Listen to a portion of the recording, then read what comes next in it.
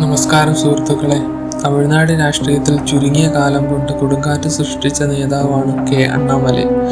എന്നാൽ കഴിഞ്ഞ കുറച്ചു കാലമായി സോഷ്യൽ മീഡിയയിലും രാഷ്ട്രീയ ചർച്ചകളിലും ഉയരുന്ന ഒരു പ്രധാന ചോദ്യമുണ്ട്: അണ്ണാമലയെ BJP കേന്ദ്ര നേതൃത്വം ചതിച്ചോ?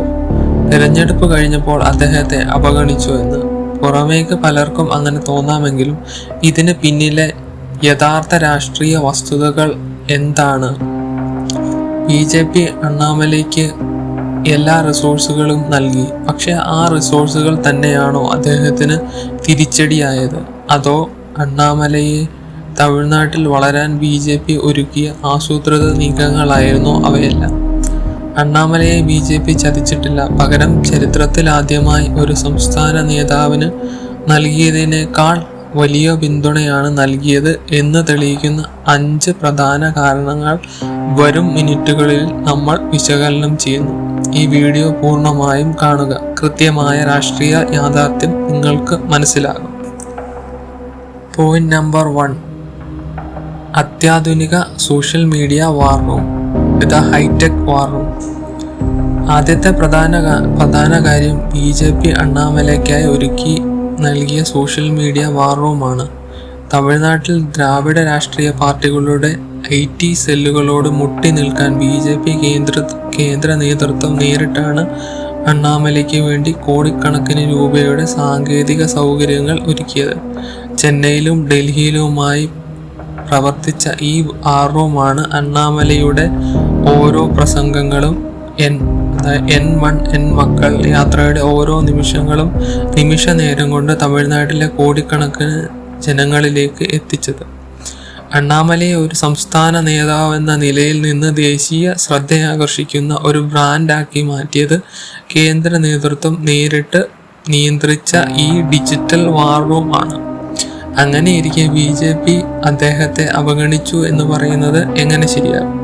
കേന്ദ്രത്തിന്റെ ഈ അമിത ഡിജിറ്റൽ പ്രൊമോഷൻ തമിഴ്നാട്ടിലെ പരമ്പരാഗത രാഷ്ട്രീയ ശൈലിയെ അസ്വസ്ഥമാക്കിയോ എന്നുള്ളത് മാത്രമാണ് നമ്മൾ ചിന്തിക്കേണ്ടത്.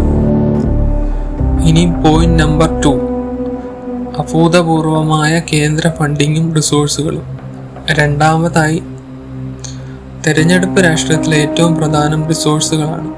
തമിഴ്നാട് BJPയുടെ ചരിത്രത്തിൽ ഇന്നേ വരെ ഒരു സംസ്ഥാന അധ്യക്ഷനും ലഭിക്കാത്ത തരത്തിലുള്ള സാമ്പത്തിക ലോജിസ്റ്റിക്സ് പിന്തുണയാണ് അണ്ണാമലയ്ക്ക് ലഭിച്ചത്.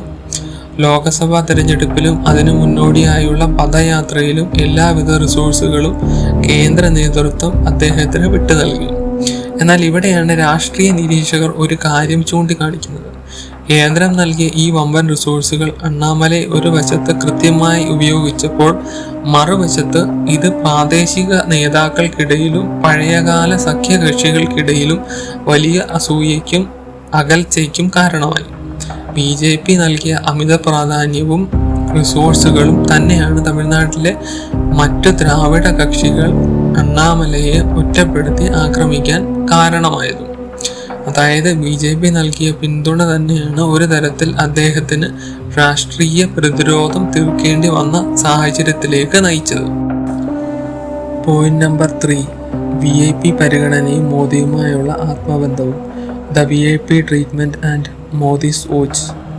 അണ്ണാമലയെ അവഗണിച്ചു എന്ന് പറയുന്നവർ കണ്ണടച്ച് ഇരുട്ടാക്കുകയാണ്. കാരണം കേന്ദ്ര BJPയുടെ ഏറ്റവും പ്രധാനപ്പെട്ട വേദികളിലെല്ലാം അണ്ണാമലയ്ക്ക് ലഭിച്ച VIP പരിഗണന നമ്മൾ കണ്ടതാണ്. പ്രധാനമന്ത്രി നരേന്ദ്രമോദി തമിഴ്നാട്ടിലെത്തിയപ്പോഴൊക്കെ തമിഴ്നാട്ടിലെ മുതിർന്ന നേതാക്കളെക്കാൾ പ്രാധാന്യം നൽകിയത് അണ്ണാമലയ്ക്കാണ്.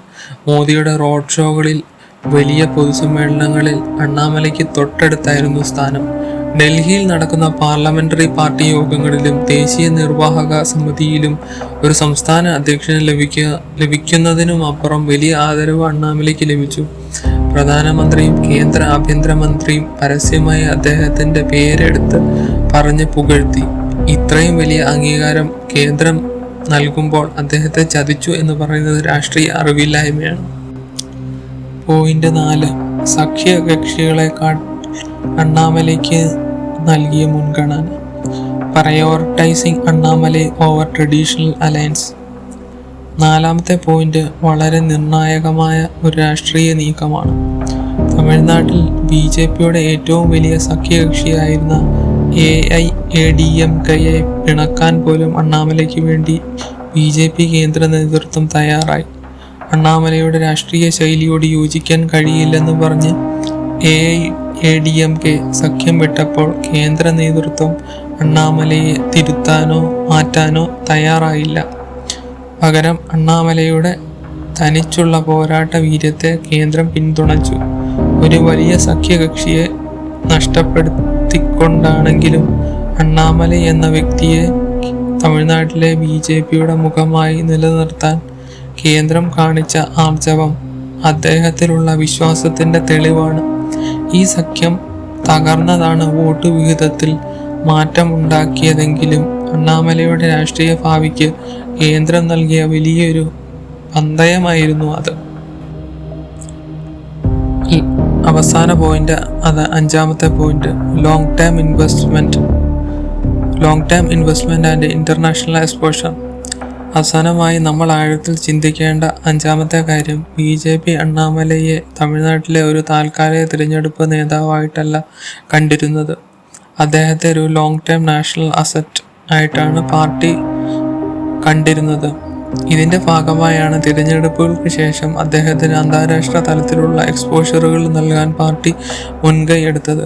വിദേശ പഠനത്തിനായും അന്താരാഷ്ട്ര വേദികളിൽ പാർട്ടിയെ പ്രതിനിധീകരിക്കാനും അദ്ദേഹത്തിന് അവസരങ്ങൾ നൽകിയത് ഇതിന്റെ ഭാഗമായിട്ടായിരുന്നു. പക്ഷെ അതെല്ലാം കാറ്റിൽ പറത്തിക്കൊണ്ട് അദ്ദേഹം പെട്ടെന്ന് തന്നെ പാർട്ടി വിടുകയും പുതിയൊരു പാർട്ടിയുമായി മുന്നോട്ട് പോവുകയും ഒക്കെ ചെയ്തുകൊണ്ടിരിക്കുന്ന സമയമാണിത്. അപ്പോൾ സുഹൃത്തുക്കളെ, കാര്യങ്ങൾ വ്യക്തമാണ്. അത്യാധുനിക വാർ റൂം, അളവറ്റ റിസോഴ്സുകൾ, മോദിയുടെ വ്യക്തിപരമായ പിന്തുണ, സഖ്യകക്ഷികളെ പോലും മാറ്റിവെച്ചുള്ള പരിഗണന, ഭാവിയിലേക്കുള്ള ദീർഘവീക്ഷണം, ഇതെല്ലാം കാണിക്കുന്നത് BJP അണ്ണാമലയെ ചതിക്കുകയല്ല, മറിച്ച് അദ്ദേഹത്തെ തമിഴ് രാഷ്ട്രീയത്തിലെ അനിഷേധ്യ ശക്തിയാക്കാൻ സജ്ജീകരണങ്ങളും ഒരുക്കുകയാണ് ചെയ്തത് എന്നാണ്.